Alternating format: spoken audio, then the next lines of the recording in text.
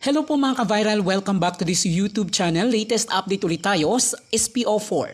Sanay Buenaventura may ibinunyag hinggil sa Davao Death Squad ng former President Rodrigo Duterte. Nabunyag na mahigit 20 years ang driver bodyguard ng dating Pangulo si Mr. Sanay Buenaventura na isang police officer. Kaya naman ay kilala nito ang dating Pangulo at kung ano-ano ang mga gawain nito dati pa bilang mayor ng Davao City. Inamin nito na Superman ang call sign o tawagan nila kay PRRD at inako din nito ang 100% na loyalty sa dating Pangulo.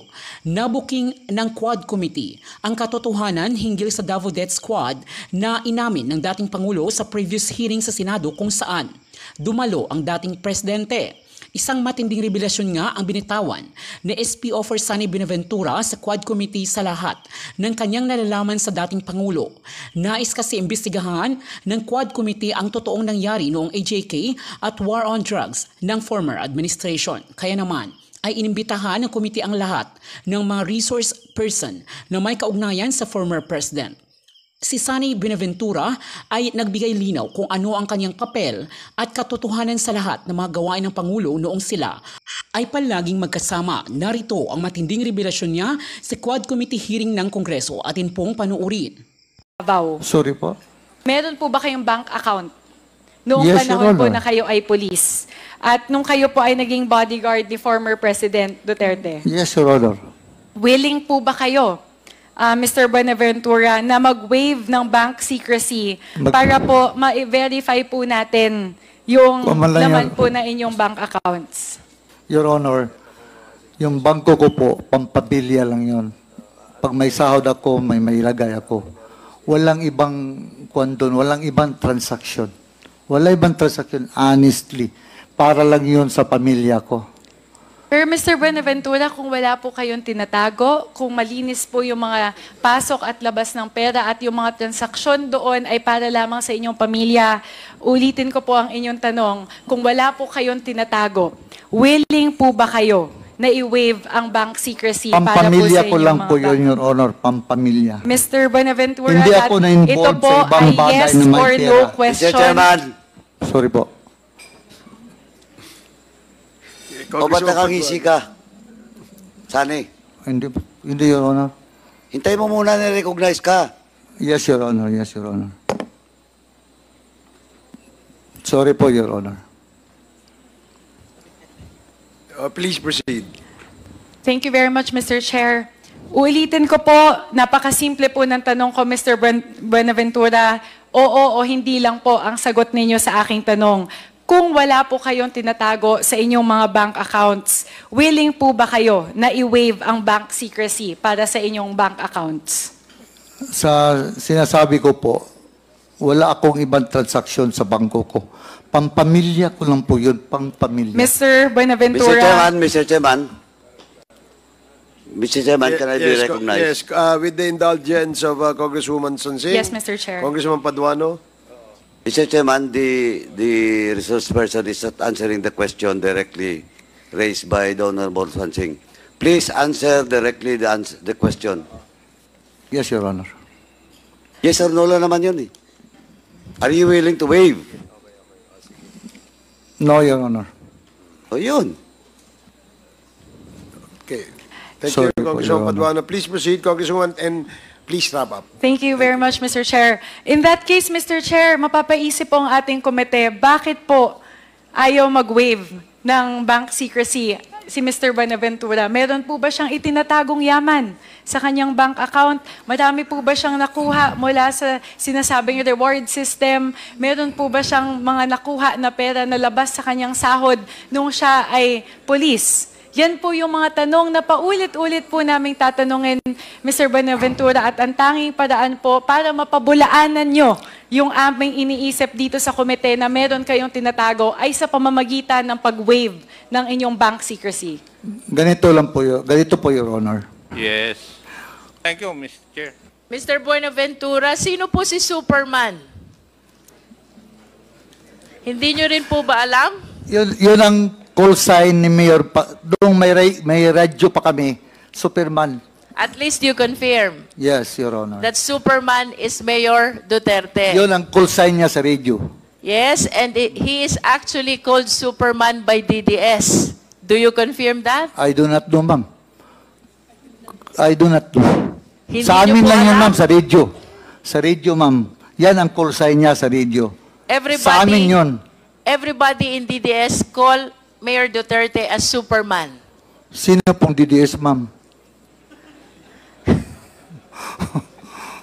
Mr. Buenaventura, Yes, Your Honor. are you not confirming to the Quadcom the existence of the Davao Death Squad? Narinig ko lang yan, ma'am, dahil ang nagbigay ng pangalan yan is media. Did you watch the Senate investigation where the President appeared? Yes, Your Honor. And did you watch him confirm that there is Davao Death Squad? Siya po, Your Honor. Yes, Siya po ang may sabi. did you watch him confirm? Yes. Napanood niyo po ba yon? Yes. And napanood niyo din po bang sinabi niya na si Senator Bato ay kasama doon sa Davao Death Squad? Narinig ko po, Your Honor. And of course, you've heard already that Las Cañas is also confirming that there is Davao Death Squad. Sa kanya, si Arturo Las Cañas po ang may sabi din sa kanya. Yes, and even Matobato is confirming that there is Davao Death Squad. Matubato. Yes, Your Honor. And even Jose Basilio is confirming that there is Davao Death Squad. Basilio, I do not know Basilio, Your Honor. But of all the names that I have mentioned, I hope you realize that the President himself confirms the existence of the Davao Death Squad, and you are denying the Davao Death Squad. I did not, Your Honor. Narinig ko lang, Your Honor. I am not answerable for Presidente, Your Honor. Yes, but you are with the President since 1988 to 2008, Yes, and Your I am inclined to believe that you know almost all the activities of the President. Tama po ba ako? Hindi lahat. And when the President say that he confirms that there is the Davao Death Squad, then it means that there is really the Davao Death Squad. And if you deny that, then somebody is telling a lie. If the President confirms this already, I do not understand why you keep on denying the Davao Death Squad. Sa akin po, Your Honor, narinig ko lang. So, kung nagsabi ang Presidente, narinig ko sa kanya.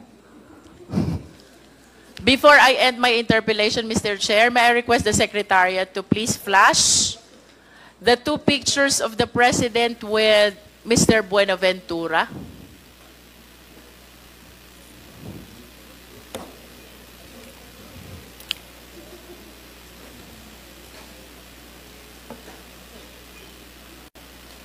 Can we have the two pictures, Secretariat, please?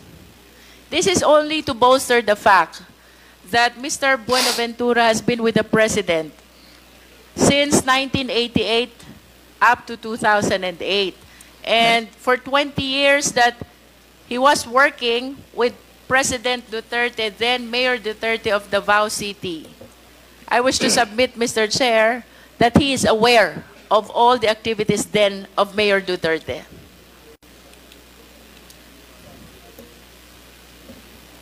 Secretariat.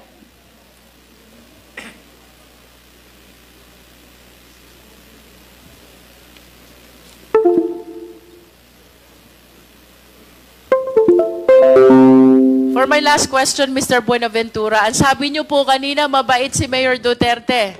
You confirm that? Yes, Your Honor. Kung ibabalik ko po yung inyong nakaraan and if you will be given the choice, sino pong gusto nyong maging principal nyo ulit? Si Mayor Duterte po ba ulit?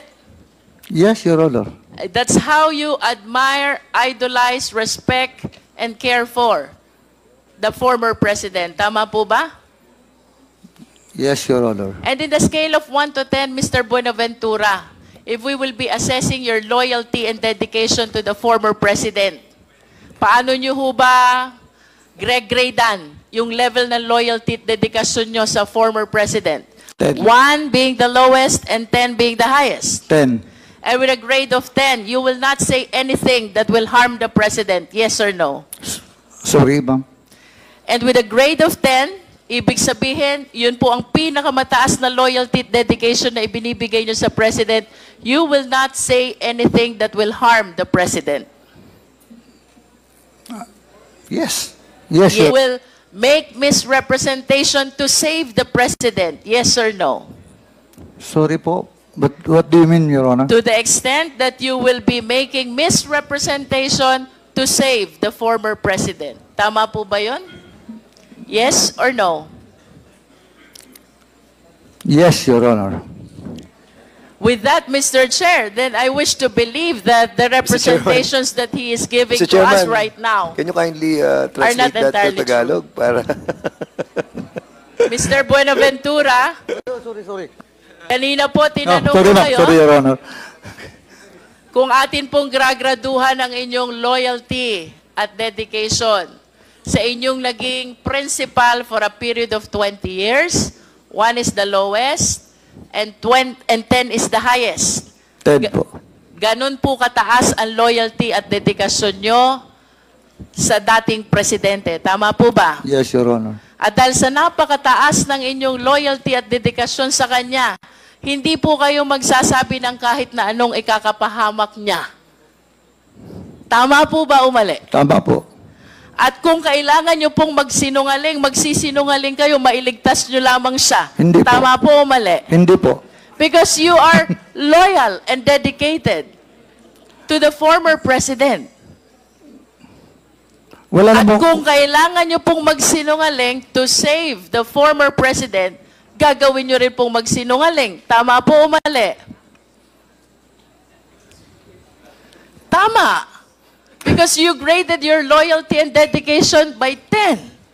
At kung kailangan nyo pong ialay ang buhay nyo, mailigtas lamang ang dating Pangulo, gagawin nyo din po ba yon? Yes, Your Honor. See? Kung kaya nyo pong ialay ang buhay nyo, mailigtas ang dating Pangulo, the more reason na kaya nyong magsinungaling, mailigtas lang ang dating Pangulo. Can we please flash the pictures?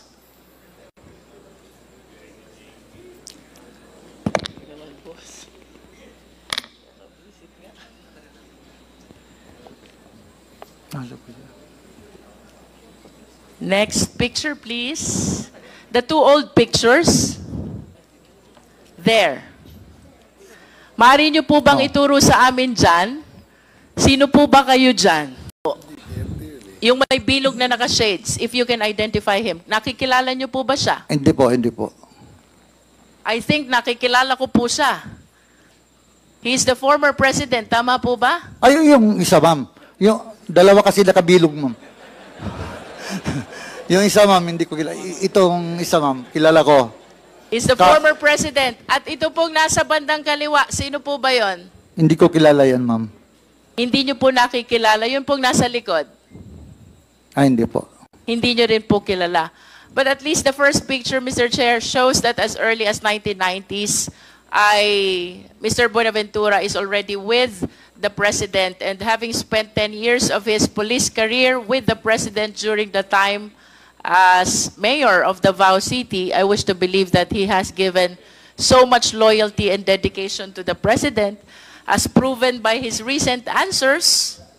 Ang sabi po niya, kung kailangan niyang ialay ang buhay niya to save the President, gagawin niya. At kung kailangan niyang magsinungaling to save the President, magsisinungaling siya. I submit, Mr. Chair. Thank you, Congresswoman Jinky Luistro. The next to interpolate is Congressman Raul Manuel. So if he's not here, we move on to the next interpolator. Congressman Johnny Pimentel. You have 10 minutes. Mr. Chair, my interpellation will be focusing on the Halili assassination. So if there are some of my colleagues that would like to interpolate Mr. Buenaventura, I'll be giving my time so that there will be continuity of the interpellations, Mr. Chair. Okay, thank you, Congressman Pimentel. So we move on to the next interpolator. Congresswoman Mika Sonsing. You have 10 minutes. After this, if the video of Senator De Lima is ready, we can show it after Congresswoman Mika Sonsing. Thank you very much, Mr. Chair. Mr. Chair, my questions are also directed to Mr. Sonny Buenaventura. Mr. Sonny, gusto ko lang pong susugan yung ilang mga binanggit niyo po kay Congresswoman Jinky. Yung una po ay kinumpirma niyo po na ang tawag po kay former President Duterte ay Superman. Tama po ba? Yes, Your Honor. Sinabi niyo po kanina na tawag po yun sa kanya bilang call sign. Pero yun din po ba ang tawag sa kanya ng mga kapulisan at yung iba niyo pong mga katrabaho? Hindi ba, Your Honor? Sa radio lang po namin, Your Honor. Call sign niya sa radio.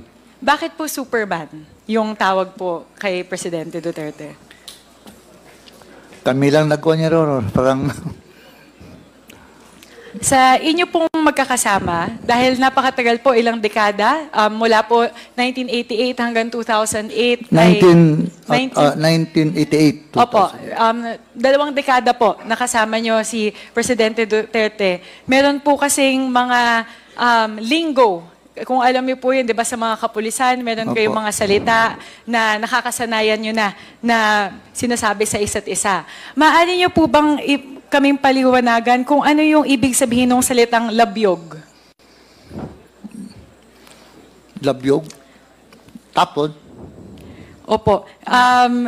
Meron po ba mas labyog itapon po saan? Ano po ang itatapon at hindi ko saan masyadong itatapon? kuha yung labyog man parang gano'n. Opo, kasi po, ayon po sa aming sources, ang labyog po ay to kill or dump a dead body ng isang biktima. Hindi ko po alam. Maaari niyo po bang sabihin sa amin yung ibig sabihin ng manho na? Manho? Manho. Manho po? Mali po ba yung pronunciation ko? Manho na. Hindi ko alam yun, Your Honor. Opo, binanggit po ito kasi ni Mr. Las Cañas sa kanyang affidavit na ang manho na ay ibig sabihin napatay na o tapos na yung pag-dispatch siya sa isang katawan. Familiar po ba kayo dito sa salitang ito? Manho na at labyog? Hindi po, Your Honor. Okay po. Mr. Buenaventura, tinanong po ito ni Congresswoman Jinky kanina. Kilala niyo po ba si SPO4 Ben Laud? Yes, Your Honor. Opo. Sige po. Dahil po kinumpirma niyo po iyon, babalik po ako doon sa inyong opening statement kanina, kung saan sinasabi niyo po na pagkatapos po ng December 2008, kayo po ay nagretiro na. Tama po ba? Nagretiro na po kayo 2008. sa kapulisan, Yeah, December 2008, Your Honor. 2008. Yeah. At uulitin ko lang po, kukumpirmahin ko lang po, ang sinabi niyo sa opening statement ninyo, na pagkatapos po ng taong 2008, ay tumigil na po kayo na maglingkod bilang driver bodyguard ni dating Pangulong Duterte. Tama po ba? Yan po totoo. Yan po ang totoo, Your Honor. Meron po ba kayong kahit anong koneksyon sa kanya pagkatapos ng taong 2008? Nang campaign period, wala po ako. Nung naging presidente siya, Your Honor, wala po ako. Hindi ako. Once na ako nakapunta ng Malacanang, yung pasyal lang, nagpasyal with my family. Ganun lang po. So, ibig sabihin po, mula taong 2009 hanggang kasalukuyan ay hindi nyo na po siya nakakasama, hindi nyo na po siya nakikita. Hindi na po. Sige po. Under oath po kayo, Yes, Your Mr. Honor. Buenaventura. Meron po kasi akong 2 babanggitin na nabanggit po ni Mr. Las Cañas sa kanyang affidavit na 2 pagkakataon na kayo po ay nadawit sa isang pangyayari na nangyari pagkatapos ng taong 2008. Uunahin ko po yung nabanggit sa paragraph 228 ng Las Cañas affidavit. Tinatawag po ito na death of a hired woman allegedly due to a freak accident involving Mayor RRD. Ito po ay, ang timeline po nito ay pagkatapos ng taong 2008.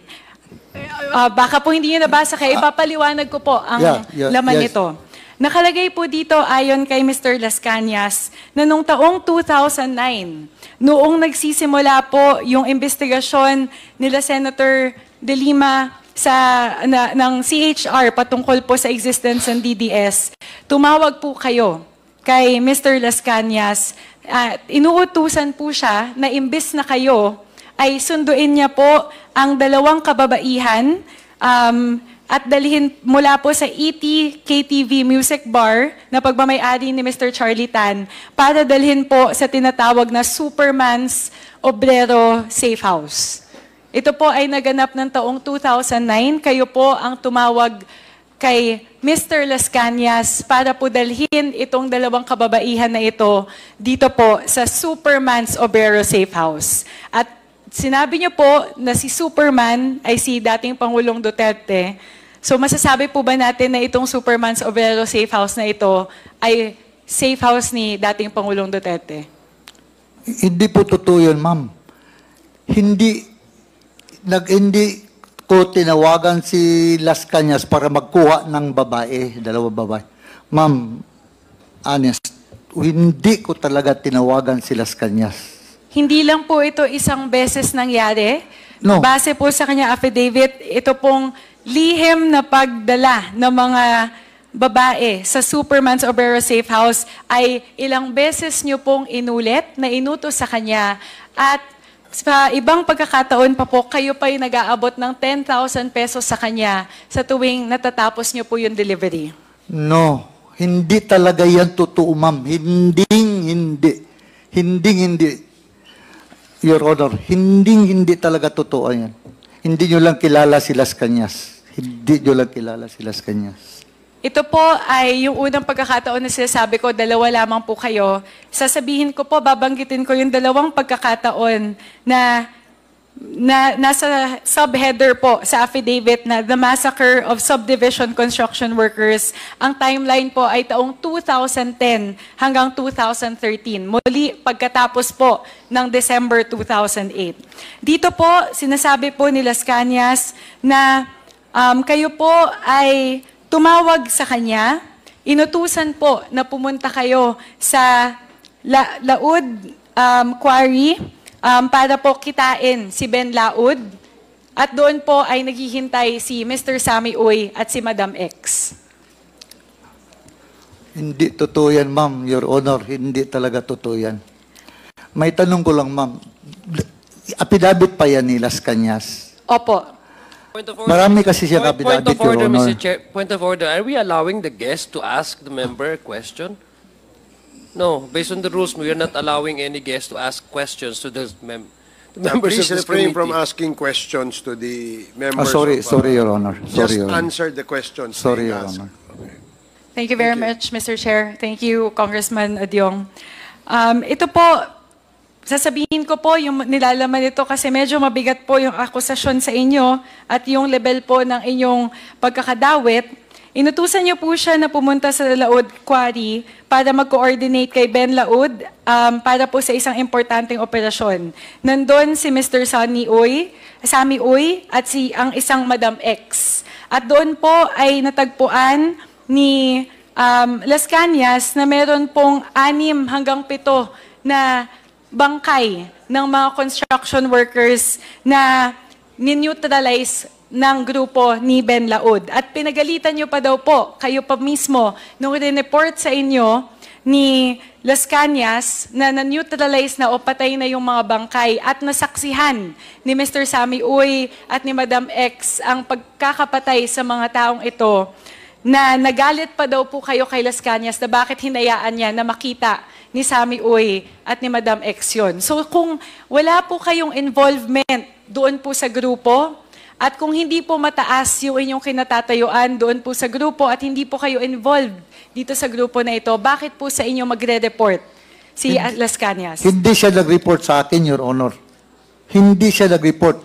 Hindi kami nagkita sa Laud Quarry. Yung sinabi niyo, wala talaga yun, Your Honor. Yung 7 patay, sinabi niya na pumunta ako, wala yan, Your Honor.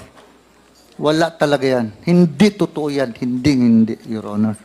Mr. Chair, it's the word of Mr. Sonny Buenaventura against the affidavit of Mr. Las Cañas. Yes, Your Honor. But for the record, Mr. Chair, I am contending the statement of Mr. Las Cañas, Mr. Buenaventura that he has had no affiliation with President Duterte after year 2000. Yes, Your Honor.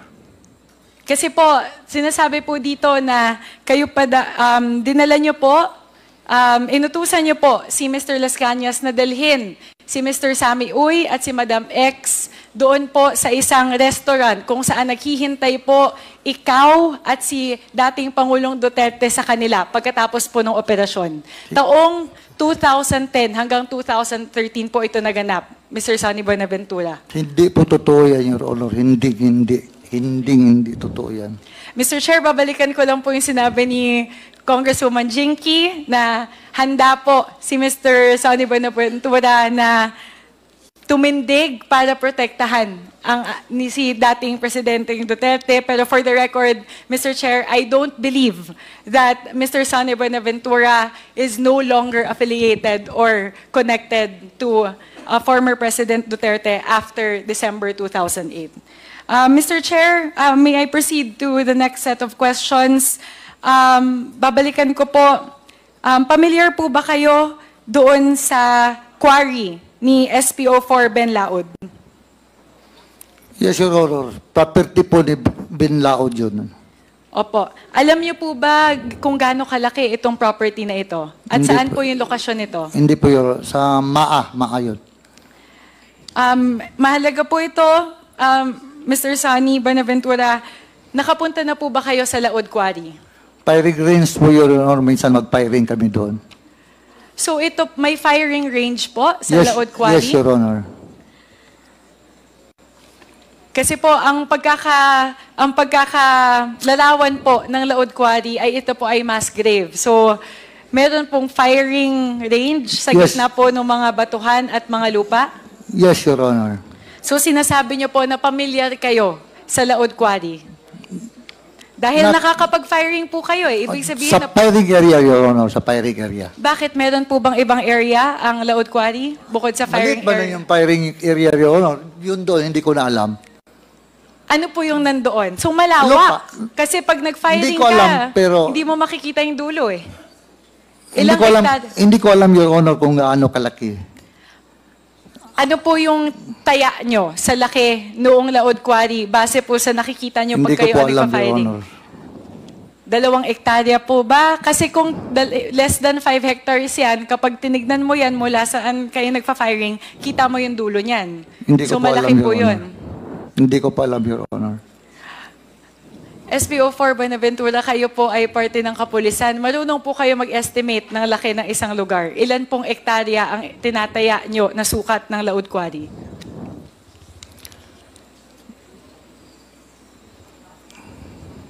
Ilang Hindi ko- hektarya po? Hindi ko kasi, pagdating lang po namin, Your Honor, doon lang kasi kami mag-stay sa firing range. Hindi ko gitingnan yung anong lawak ng area. Basta pagdating namin doon, part firing. Yun lang po. Higit po sa 10 Kasi hektarya? parang kuwan kasi, Your Honor, parang hili ba? Maraming yung mga tanim na kahoy, gano'n. So may mga parte po na mahirap makita sa maraming pwedeng pagtaguan, maraming pwedeng paghukayan. Ganun po ba ang inyong pagkakalarawan sa Laod Quarry? Hindi po. Kasabi nyo lang po, maraming taguan, maraming hili siya. Hili lang po. Hindi ako nagsabi na taguan, Your Honor. Wala pong sinabing taguan. Ang sinasabi Wala ko pong po, sinabing na may hukayan. kakawayan, kung kakawayan siya, di ba? Kahoy lang po, kahoy. O, kakawayan. Tama ba Tagalog ko? Kakawayan ay kagubatan po, di ba? O, kakawayan siya. Kawayan. Kahoyan, Your Honor, kahoyan. Kawayanan. Tapos hilly siya. So, ibig sabihin po, pwedeng bungkalin kasi marami pong hills. At marami pong pwedeng taguan dahil maraming kawayan. Bungkalin, Your Honor, dahil quarry po, Your Honor, quarry kinakuha yung lupa. So, masasabi niyo po ba na posible na totoo yung mga sinasabi na yun ay mass grave site? Dahil maraming pwedeng bungkalin, maraming pwedeng hukayin. No, hindi ko po alam yun. Anong site yun, or hindi ko po alam. Mr. Chair, for the record, Mr. Buenaventura has been to Laod Quarry, is familiar with the size and the landscape of Laod Quarry. Firing range, Your Honor, firing range. So, pero sinabi niyo na po kanina na quarry siya, Your Honor. Yes, Your Honor. Kaya Ang nga pinupuntahan Laod namin Quarry doon, Your Honor, is the firing range. Opo, pero ang sinasabi ko, nakapunta na kayo sa Yes, Laod Your Honor, Quarry. sa firing range. Pero nakapunta pa rin kayo sa Laod Quarry dahil nasa Nandun quarry, yung firing nasa range ng loob ng quarry. quarry yung firing range. Mr. Chair, medyo hindi na kailangan pagdebatihan tong punto na to. Pero ang mahalaga po, nakapunta na po sa Laod Quarry Yes, si Your Honor. Mr. Buenaventura. Firing At range, Your Honor. alam niya firing ang range. itsura at laki ng Laod Quarry na may laman na firing range sa loob. Okay na po? Okay. Yes, Your Honor. Okay, sunod po, Mr. Chair, tatanungin ko lang po, kasi po sinabi po ni Colonel Garma na meron pong reward system